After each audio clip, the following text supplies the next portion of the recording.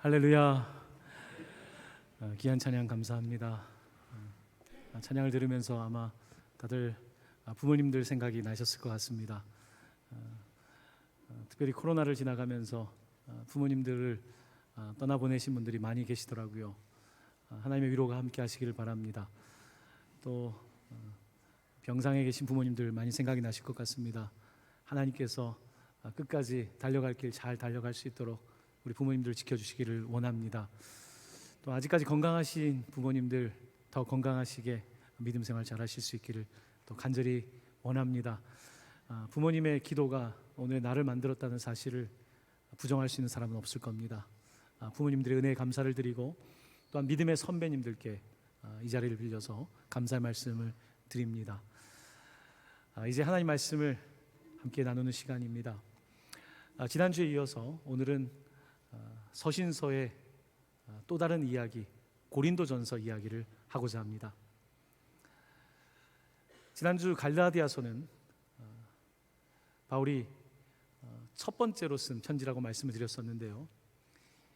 오늘 말씀드리는 고린도전서는 바울이 2차 전도 여행을 통해서 교회를 세우고 몇 년이 지나고 나서 교회의 안타까운 소식을 듣고 나서 거기에 대한 반응으로서 하나님의 권면으로서 준 편지가 고린도전서입니다. 다시 한번 고린도 그 지도를 한번 보시면 고린도가 어디 있는지 한번 보시기를 바랍니다. 고린도는 그리스 최남단에 있습니다. 1차 전도 여행 때 그 터키 지역, 튀르키예 지역의 소아시아 지역에 교회가 세워졌습니다. 2차 전도 여행 때 하나님께서는 소아시아가 아니라 유럽으로 건너가라고 하셨고, 이 마케도니아, 그리스 북단에 있는 빌립보 교회를 세워주셨고, 그리스 북단에 있는 데살로니가 교회를 세워주셨고, 베레아를 거쳐서 아테네와 고린도까지 오게 하셨고, 바로 여러분들이 보는 이 고린도, 바로 그리스 남쪽에 교회가 세워지게 되었습니다. 지금 고린도는 그 운하로 유명합니다. 그 다음 사진을 보시면 고린도에 가면 이렇게 만든 운하가 있습니다. 운하가 생기기 전에는 저쪽 끝에서 저쪽 끝까지 항해길이 너무 멀기 때문에 선원들이 내리고 그 짐꾼들이 그 짐을 육로로 배달한 다음에 또 그 배에 이동을 해주는 이런 방식으로 산업이 발달했던 도시가 바로 고린도였습니다. 항구 도시는 산업이 당연히 발달하겠죠. 그리고 선원들도 많고 일꾼도 많습니다. 특별히 이 고린도는 성적인 타락이 상당히 대단했습니다. 그래서 고린도 여자라 그러면 사람들이 편견을 가질 정도의 도시가 바로 고린도였습니다. 이 고린도라고 하는 우상이 많고 많이 타락해 있고 또한 철학이 발달된 이 도시에 교회가 세워지게 된 것입니다. 이 교회가 세워지게 된 배경 가운데 사도행전 18장은 이렇게 말씀합니다. 바울은 그 지역을 가면 본인이 유대인이었기 때문에 유대인의 회당이 있으면 그곳을 먼저 방문했습니다. 회당에서 사람들에게 유대인으로서 복음을 전했고 그 가운데 믿는 사람들이 생겨났습니다. 혹은 또한 이방인들에게 복음을 전했죠. 근데 고린도에서는 회당이 있었고 거기에 소스데네라고 하는 회당장이 있었습니다. 놀랍게도 그 회당의 장이 율법을 넘어서는 예수 그리스도의 복음을 받게 된 것입니다. 그런데 그러자 그 주변에 있는 유대주의자들이 그를 잡아서 때리고 박해하는 일이 벌어졌습니다. 자, 이제 이 편지 내용으로 들어가겠는데요. 고린도전서 1장 1절입니다.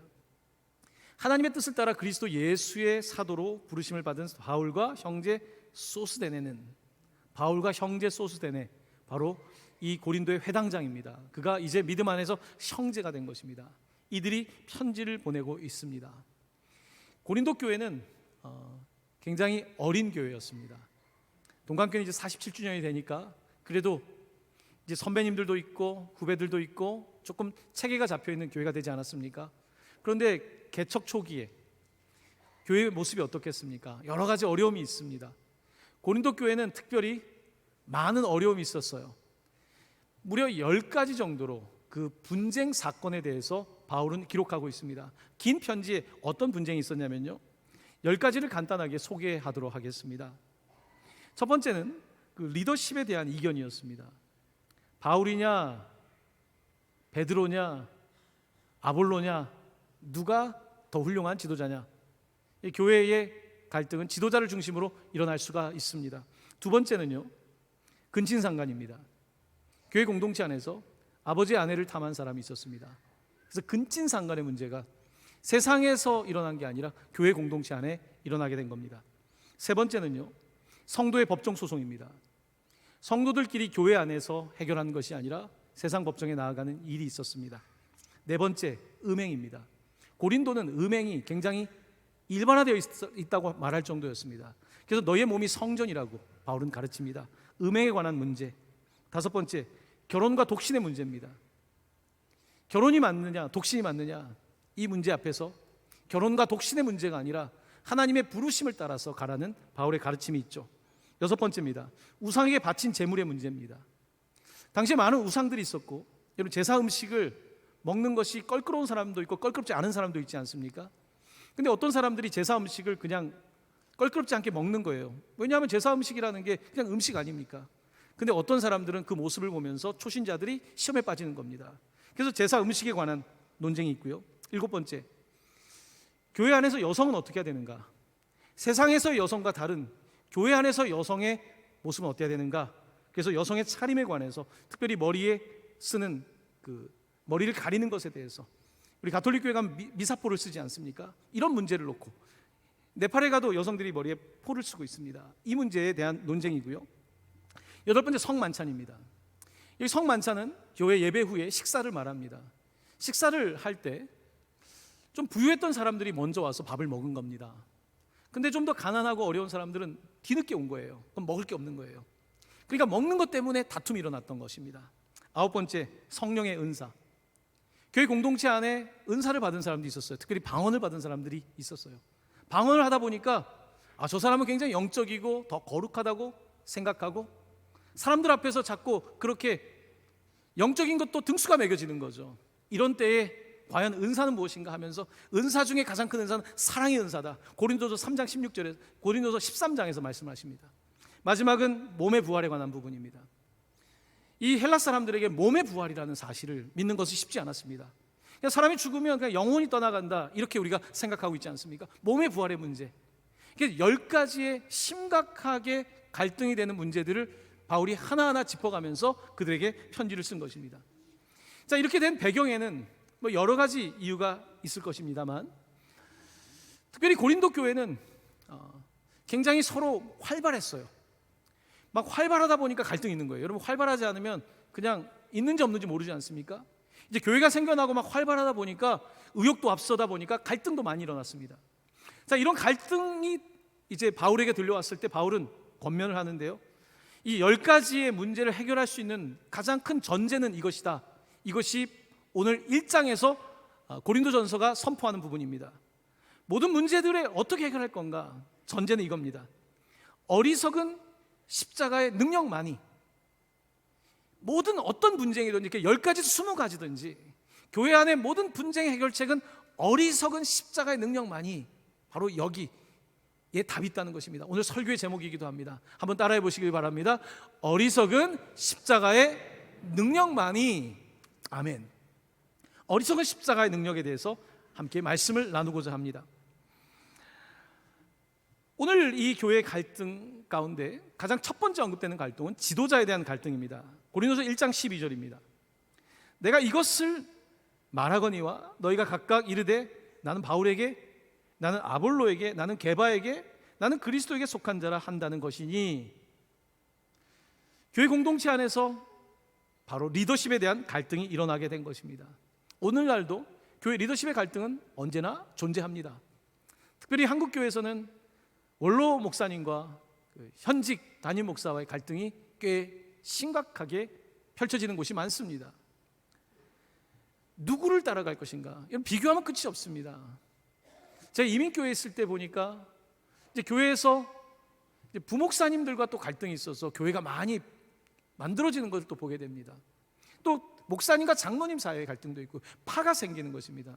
교회 안에 파가 여러 개 생길 수 있습니다. 오늘 고린도 교회는 크게 4개 파가 있었습니다. 바울파, 아볼로파, 게바, 베드로파, 나는 다실타, 그리스도파. 이렇게 교회 안에 파가 생기는 문제를 가지고서 바울은 편지를 하고 있습니다. 파가 생긴 것뿐만 아니라요, 교회 공동체 안에서 고소 사건까지 벌어지게 됩니다. 고린도서 6장 6절입니다. 형제가 형제와 더불어 고발할 뿐더러 믿지 아니하는 자들 앞에서 하느냐. 바울은 이 부분에서 너무 마음이 아픕니다. 교회 성도들끼리 교회 안에서 해결을 못하냐? 교회 안에서 예수님의 십자가로 구원받은 교회 성도들끼리 그거 해결 못하냐? 이 문제를 해결할 수 있는 지혜 있는 솔로몬과 같이 지혜 있는 자가 없냐? 이 문제 앞에서 차라리 지고 말지. 차라리 세상 법정에 갈 바에는 차라리 지고 말지. 억울하고 말지. 이게 바울의 이야기입니다. 왜 교회 공동체 안에서 이것조차 해결할 수 없느냐? 여러분, 요즘 교회에도 갈등들이 생각보다 많죠. 동강교회는 이 갈등이 참 없기 때문에 여기까지 온 겁니다. 많은 교회들 중에는요, 법정 소송 많습니다. 전문 변호사들도 있습니다. 이런 정도로 지금 오늘 교회 스스로가 스스로의 문제를 해결할 수 없는, 정화할 수 없는 상황이 된다면 어떻게 되겠습니까? 오늘 고린도 전서는 이제 초창기에 생긴 교회가 여러 가지 갈등이 있는데 이 문제를 봉합해야 되는 것입니다. 그래야 교회가 든든히 설 수 있기 때문에 이 일을 하고 있는 것입니다. 특별히 고린도 교회의 갈등 가운데 하나는 이거였습니다. 나는 누구한테 세례받았다는 걸 강조하는 거예요. 나 바울한테 세례받았다. 나 베드로한테 세례받았다. 나 아볼로한테 세례받았다. 자기가 세례받은 사람을 강조하는 거예요. 왜 그럴까요? 당시에 그들은 세상의 영향을 받은 겁니다. 철학에는 많은 파가 있습니다. 얼마나 많은 파가 있습니까? 플라톤도 있고 아리스토텔레스도 있고 이 사람들은 늘 파를 만드는 것이 늘 일상화되어 있던 사람들입니다. 그러니까 그 세상의 방식이 들어와서 바울이 더 뛰어나, 베드로가 더 뛰어나, 아볼로가 더 뛰어나, 이런 이야기들을 하기 시작한 것입니다. 그러다 보니까 교회 안에서 갈등이 이어지게 된 겁니다. 바울은 이 지점에서 화가 났습니다. 저는 제 바울이라는 이름으로 세례를 준 적이 없습니다.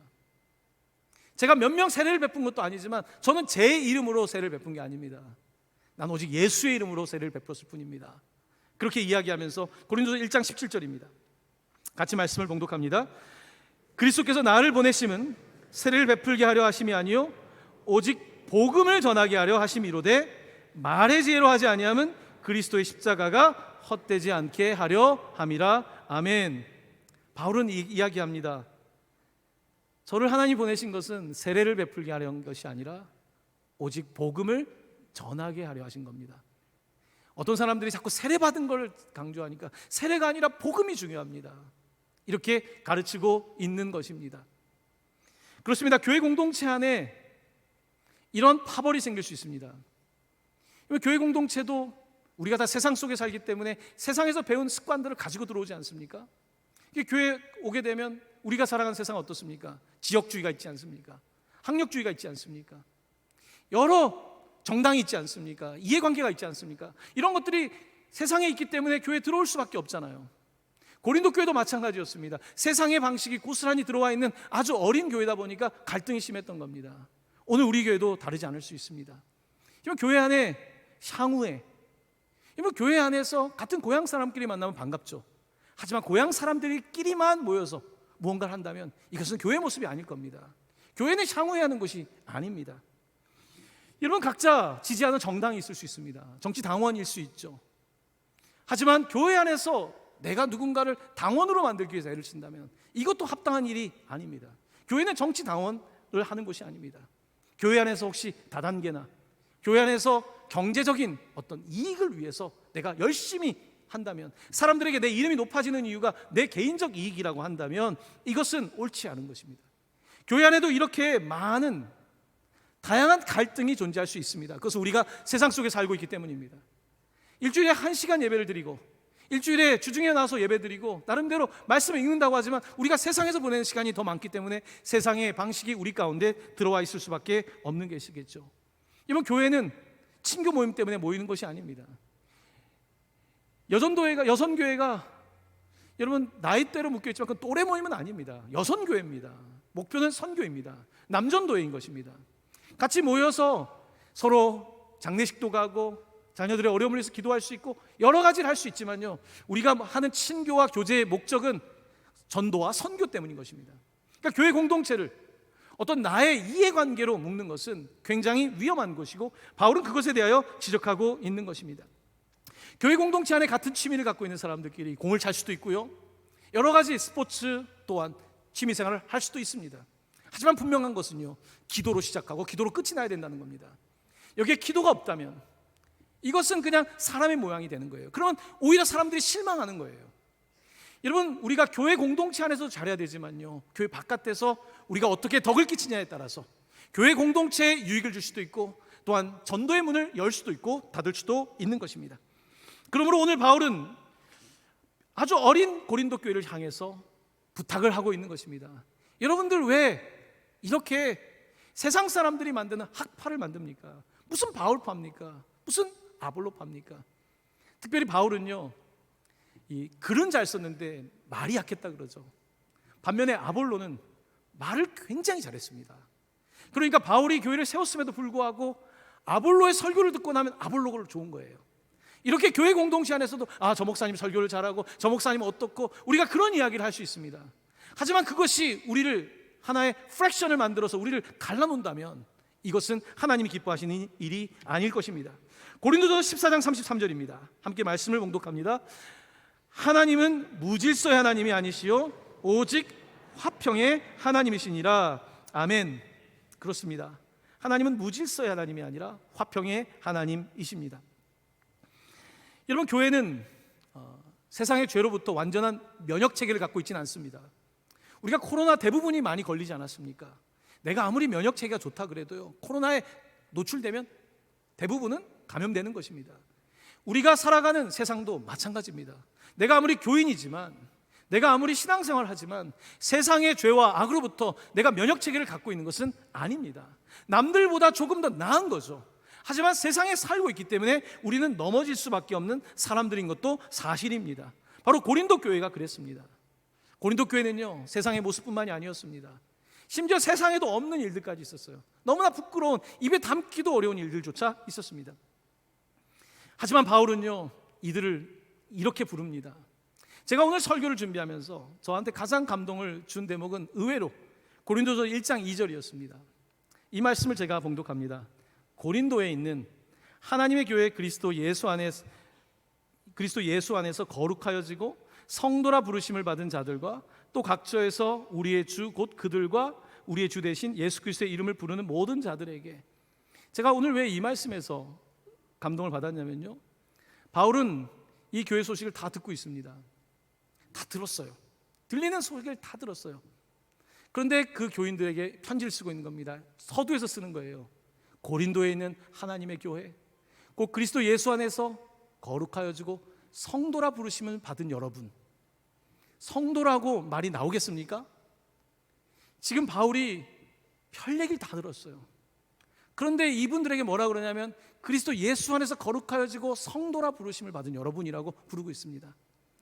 여러분, 우리가 사실 성도라는 부르심을 받기에 너무 부족하죠.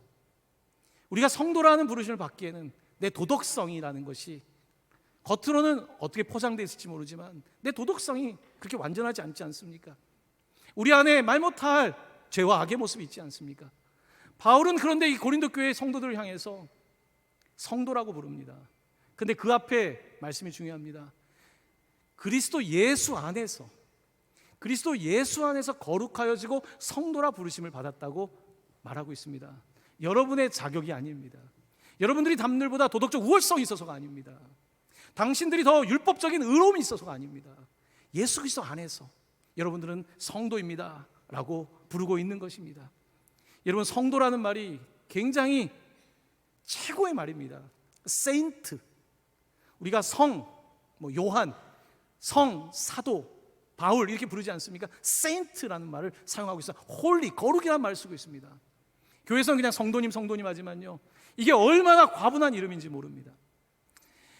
그 목사님들, 그 사모님들은 교회 직분이 없죠. 집사도 없고 권사도 없죠. 제가 예전에 들은 이야기입니다.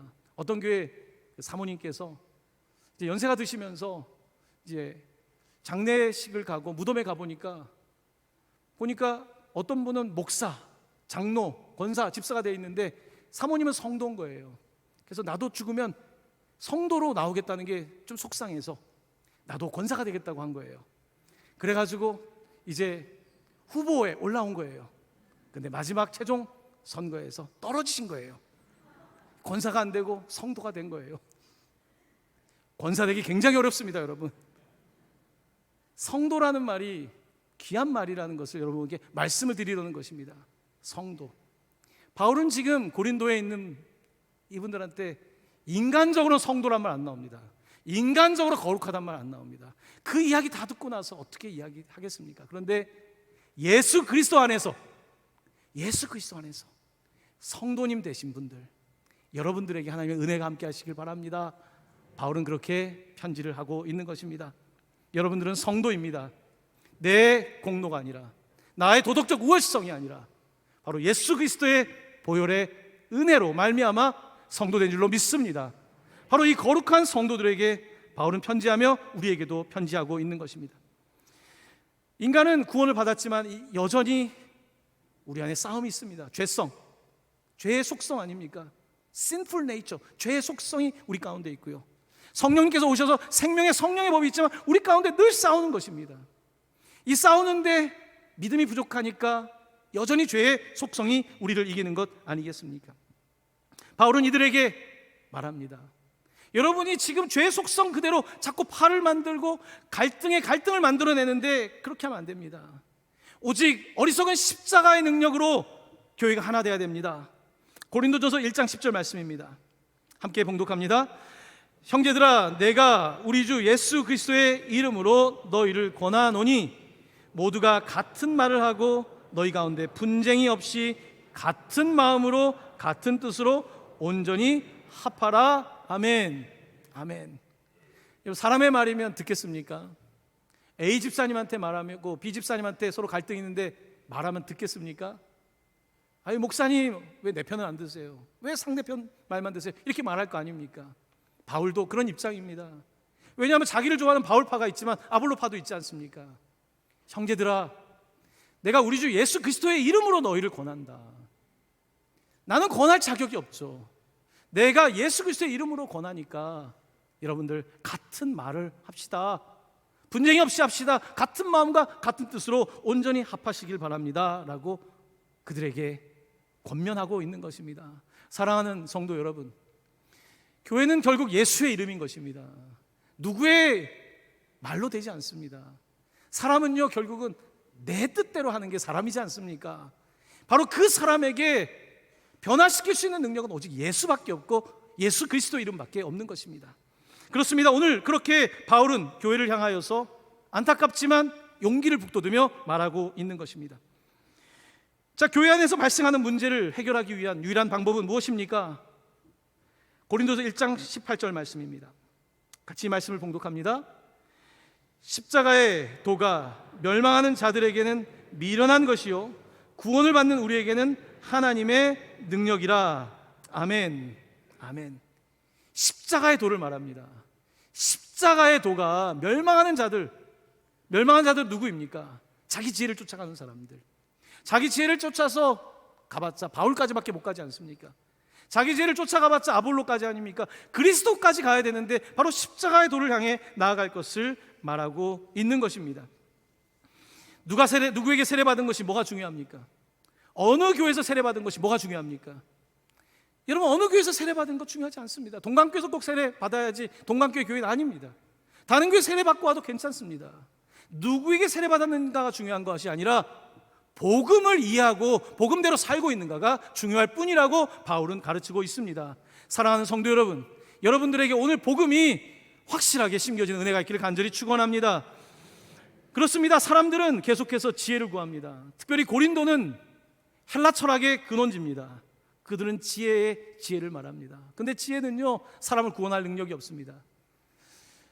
아담과 하와가 선악과를 먹을 때 우리 그냥 선악과라고 생각하지 않습니까? 말씀을 자세히 보면요, 거기에 지혜라는 단어가 등장합니다. 고린도서 창세기 3장 6절입니다. 같이 말씀 봉독합니다. 여자가 그 나무를 본즉 먹음직도 하고 보암직도 하고 지혜롭게 할 만큼 탐스럽기도 한 나무인지라. 아멘. 선악과는요, 인간의 죄는 먹음직도 하고 보암직도 하고 결국은 인간의 욕망으로부터 비롯되는 겁니다. 먹음직한 겁니다. 보암직한 겁니다. 보통 이것이 1차적인 인간의 욕망으로 생기는 죄라고 할 수 있습니다. 하지만 인간은 단순하게 먹고 보는 존재가 아닙니다. 지혜를 쫓는 존재입니다. 하나님께서는 인간에게 지적 설계를 하셨고 지적인 능력을 가지고 태어난 인간은 하나님을 대적할 만큼의 지혜를 가지고 있습니다. AI를 만들어서요 모든 세상을 편하게 만들고요 이제 로봇가 나와가지고 모든 것들을 하고 있지 않습니까? 사람들은 지혜롭습니다. 지혜롭게 할 만큼 탐스럽기도 하다. 자, 그런데 이 사람이 하나님께서 이 땅을 잘 다스리라고 하셨는데 심지어 하나님을 능가하려고 하는 거죠. 바로 자기의 지혜로 스스로를 속이고 넘어지는 것이죠. 선악과는 단순한 인간의 욕망만이 아니라 거기에 지혜라고 하는, 지식이라고 하는 아주 교묘한 우상이 담겨 있는 것입니다. 그러므로 고린도에 있는 사람들이 그 지혜에 빠져 있는 거예요. 고린도 사람들은 늘, 아테네 사람들은 지혜를 말하는 거예요. 요즘 현대인도 마찬가지입니다. 늘 지혜, 지식, 정보, 새로운 정보, 이것들이 무언가 우리에게 어떤 패러다이스를 만들어줄 거라고 착각하는 것입니다. 하지만 지식이 더한 곳에요 갈등이 더 많다는 사실 아십니까? 여러분, 지식이 많아요. 우리 사회가 얼마나 똑똑합니까? 전 세계 제일 똑똑하지 않습니까? 하지만 갈등을 해결할 수가 없는 거예요. 고린도 교회도 지금 갈등을 해결하지 못하는 것입니다. 왜냐하면 그들의 지혜로 하기 때문에, 자기들이 팔을 만들어서 하기 때문에. 서로 누가 잘났는가, 그 싸움 외에 무엇이 있겠습니까? 오늘 이 땅의 교회의 문제도 마찬가지입니다. 오늘 우리도 유사 선악과의 문제를 갖고 있습니다. 유사한 선악과들이 우리 안에 있는 거예요. 먹음직도 하고 보암직도 하고 지혜롭게 할 만하기 때문입니다. 하나님은 인간의 지혜가 오히려 구원의 걸림돌이라고 말합니다. 그래서 무식한 사람이 되라는 것이 아닙니다. 인간의 지혜가 인간을 구원하지 못한다는 것입니다. 아무리 똑똑해도 죽을 수밖에 없고, 아무리 똑똑해도 도덕적으로 타락할 수밖에 없고, 아무리 똑똑해도 세상 가운데 대단한 사람인 것 같지만 그의 뒤를 보면 다 선한 것이 없다는 것입니다. 하나님은 그래서 구원에 관한 하나님의 가장 최고의 방법, 하지만 사람들이 보기에는 바보 같은 방법을 선택하셨습니다. 그것이 무엇입니까? 고린도서 1장 21절입니다. 이 말씀을 함께 봉독합니다. 하나님의 지혜에 있어서는 이 세상이 자기 지혜로 하나님을 알지 못하므로 하나님께서 전도에 미련한 것으로 믿는 자들을 구원하시기를 기뻐하셨도다. 아멘. 이 세상이 자기 지혜로 하나님을 알지 못한다는 것입니다. 그러니까 아무리 공부를 해도 영적인 것은 모르는 것입니다. 바로 이 문제를 해결하기 위해서 하나님은 어떻게 하셨는가? 전도에 미련한 것이다. 전도. 이 전도라고 하는 단어는 굉장히 중요합니다. 이 전도는 우리가 길에 나가서 사람들을 전도할 때 쓰는 단어가 아닙니다. 이 전도라고 하는 단어의 원어는 캐리그마라는 단어를 사용하고 있습니다. 캐리그마. 이 캐리그마라고 하는 단어는 선포라고 하는 단어입니다. 선포. 무엇을 선포하는 걸까요? 이미 이루어진 일을 선포하는 것입니다. 선포. 그러니까 사람들이랑 토론해서 되는 게 아니라는 거예요. 여러분들이 누군가 전도하라고 할 때 그 사람이랑 토론해서 되지 않습니다. 이야기는 할 수 있지만 이 사람은요, 내가 옳다고 주장할 겁니다. 캐리그마는 선포예요. 자, 이 캐리그마라는 단어를 예수님 자신도 그의 가르침 가운데 사용하셨습니다. 바로 요나의 이야기입니다. 마태복음 12장 41절입니다. 심판 때에 니느웨 사람이 일어나 이 세대 사람을 정죄하리니 이는 그들이 요나의 캐리그마 전도를 듣고 회개하였음이거니와 요나보다 더 큰 이가 여기 있으며. 아멘. 무슨 이야기냐면요, 요나 이야기를 아십니다. 요나가 스페인 다시스로 가려고 배를 올라탔습니다. 근데 하나님께서는 풍랑을 보내셨고 그가 물고기 뱃속에 3일 동안 있게 됩니다. 3일의 죽음을 맛보죠. 3일의 영적인 깊은 밤을 지나죠. 그리고 그가 그 당시에 가장 악한 도시였던 아수르의 수도인 니느웨에 떨어지게 됩니다. 자, 니느웨에 떨어졌을 때 이 아수르는 이스라엘을 괴롭히는 나라예요. 요나는 설교하고 싶지 않았어요. 말하고 싶지 않았어요. 근데 물고기의 배까지 태워가지고 니느웨에 갖다 놨을 때 요나가 정말로 말하고 싶지 않지만 선포합니다. 이렇게 선포합니다. 요나서 3장 4절입니다. 아주 단순해요. 40일이 지나면 니느웨가 무너지리라. 이게 캐리그마예요. 40일이 지나면 니느웨가 무너지리라. 여러분, 이게 말이 됩니까? 지금 니느웨 도성이 얼마나 위대한 도성인데 40일이 지나면 니느웨가 무너지리라. 지혜로운 사람들은요, 말 같지 않은 소리라고 말할 겁니다. 그런데 놀라운 건요, 요나서는 이 캐리그마, 이 전도, 이 선포를 듣고 나서 사람들이 옷을 찢고 회개하기 시작했다는 겁니다. 이게 사람의 상식으로 되는 게 아니에요. 사람의 이해로 되는 것이 아닙니다. 요나가 이렇게 40일이 지나면 무너진다라고 선포했는데 놀라운 회개운동이 벌어진 거예요. 바로 이것이 캐리그마입니다. 조금 전에 읽었던 마태복음 12장 41절을 다시 보십시오. 심판 때에 예수님의 설교입니다. 니느웨 사람들이 일어나 이 세대 사람들을 정죄하리니 이는 그들이 요나의 전도 캐리그마를 듣고 회개하였음이거니와 요나보다 더 큰 이가 여기 계시다. 그런데 그들이 듣지 않는다는 겁니다. 왜 그럴까요? 내 지식으로 꽉 차 있기 때문입니다. 나의 의로움으로 가득 차 있기 때문입니다. 내 경험이 가득하기 때문입니다. 듣지를 않는 것입니다. 하나님은 우리가 듣지 않는다는 사실을 알고 계십니다. 하나님은 인간이 선악과를 손댄다는 것을 알고 있습니다.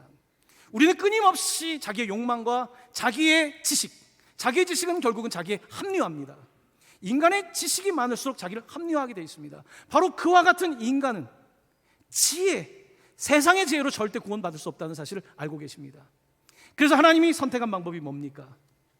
미련한 십자가입니다. 똑똑한 사람을 무너뜨리는 것은 미련한 십자가입니다.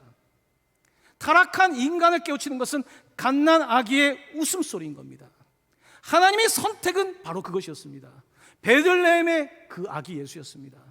가장 놀라운 하나님의 아들이 십자가에 달려 돌아가시는 이 어리석은 십자가가 사람들의 지혜를 무력하게 하는 능력이라고 선언하고 캐리그마로서 선포하고 있는 것입니다. 그렇습니다. 고린도서 1장 22절 24절 말씀입니다. 우리 이 말씀 같이 읽습니다. 유대인은 표적을 구하고 헬라인은 지혜를 찾으나 우리는 십자가에 못 박힌 그리스도를 전하니 유대인에게는 거리끼는 것이요 이방인에게는 미련한 것이로되 오직 부르심을 받은 자들에게는 유대인이나 헬라인이나 그리스도는 하나님의 능력이요 하나님의 지혜니라. 아멘. 아멘. 사랑하는 성도 여러분, 예수님께서 우리를 위하여 십자가에 달려 돌아가셨습니다. 3일 만에 부활하셨습니다. 그가 우리의 주인 되신 줄로 믿습니다. 이것이 캐리그마입니다. 여기에 더할 것이 없습니다. 여기에 더할 것이 없는 겁니다. 제가 이제 미국에서 11년을 살았습니다. 10년째 제가 미국에서 간 지 10년 만에 목사 안수를 받았습니다. 목사 안수를 받을 때 마지막 넘어야 되는 시험이 설교학 시험입니다. 한국과는 다르게 미국에서는 본문 하나를 주면 일주일 동안 그 본문을 원어로 해석하고 거기에 설교문을 다 써서 내야 됩니다. 그러면 이제 세 분이 그걸 읽어보고 심사를 해가지고 합격 여부를 결정합니다.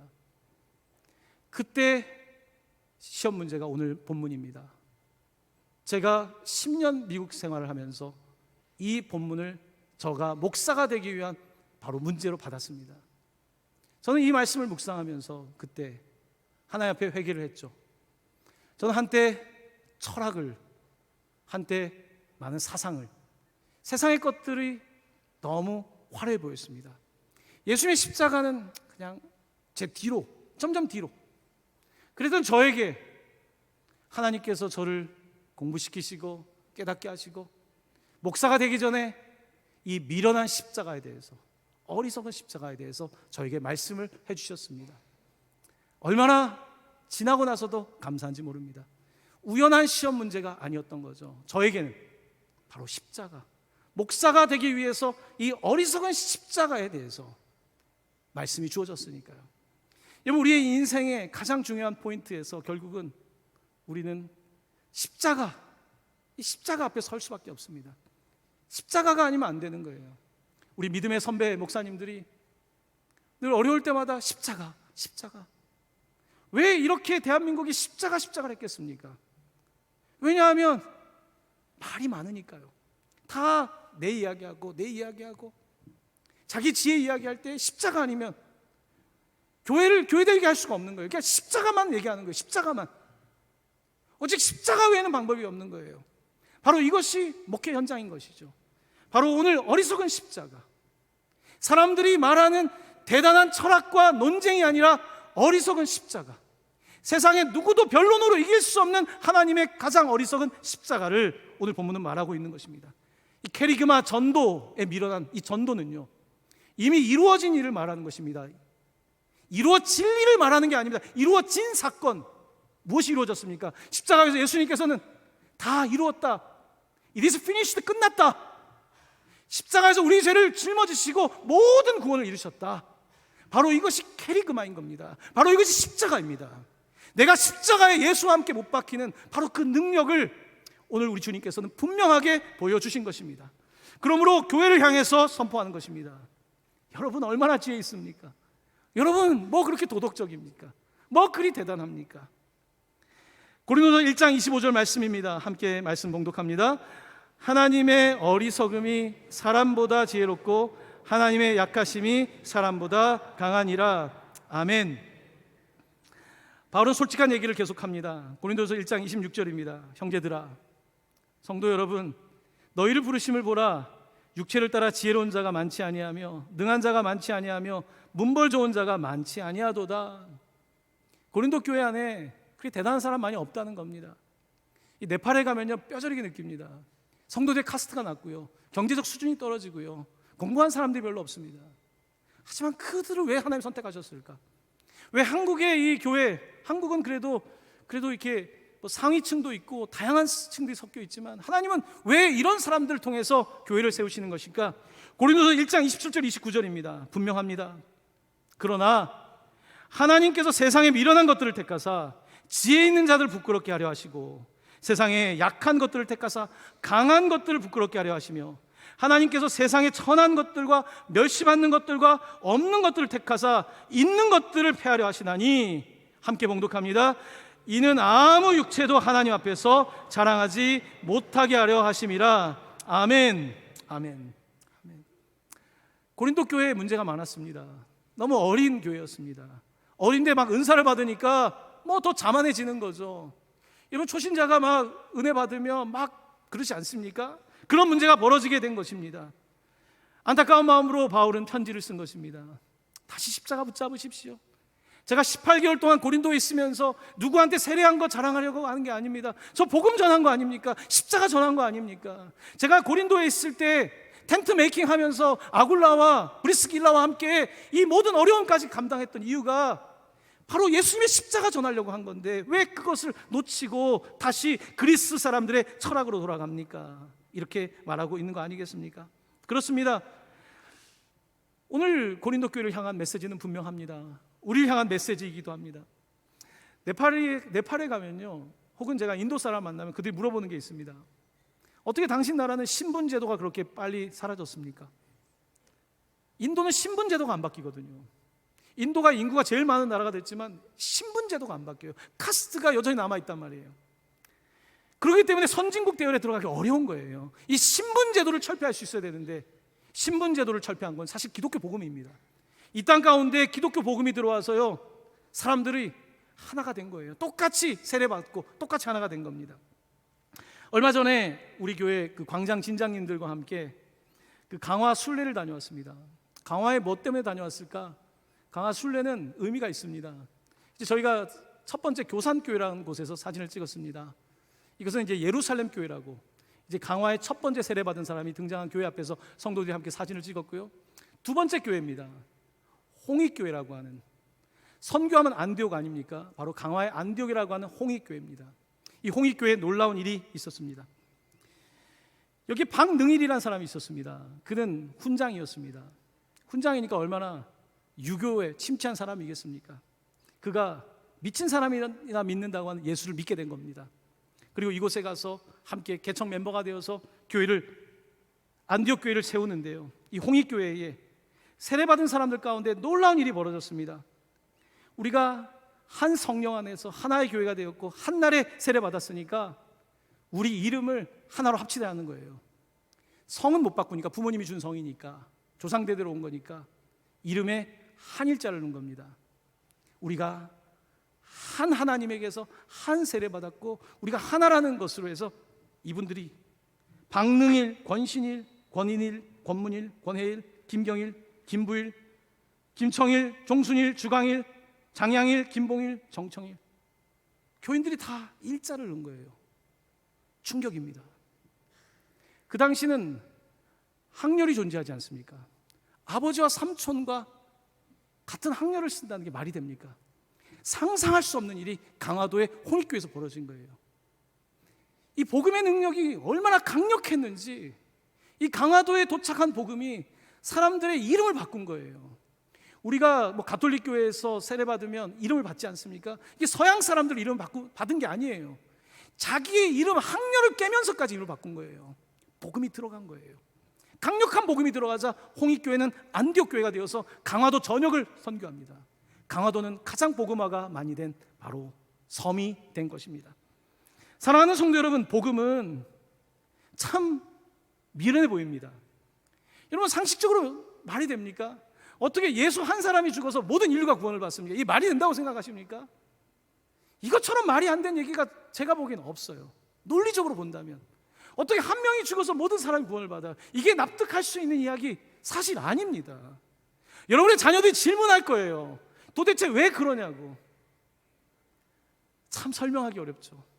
하지만 살면서 깨닫는 것은 예수님의 십자가가, 바로 예수님의 십자가가 살아있다는 것, 그 십자가로 말미암아 우리가 구원받았다는 사실을 내가 체험할 때에 놀라운 은혜를 누리게 되는 것 아니겠습니까? 사랑하는 성도 여러분, 어리석은 십자가의 능력이 여러분 가장 위대한 구원의 능력인 줄로 믿습니다. 여러분, 절대로 세상에서 위축되지 마십시오. 세상에서 너무 자랑하지도 마십시오. 우리는 다 한 하나님에게서, 한 예수님에게서, 한 성령님에게서 세례받은 하나님의 백성들인 줄 믿습니다. 우리 교회는 이름은 안 바꿀 겁니다. 모두 일자를 넣지는 않을 겁니다. 하지만 여러분의 이름에 예수의 이름을 새기시기를 예수님의 이름으로 간절히 축원합니다. 아멘.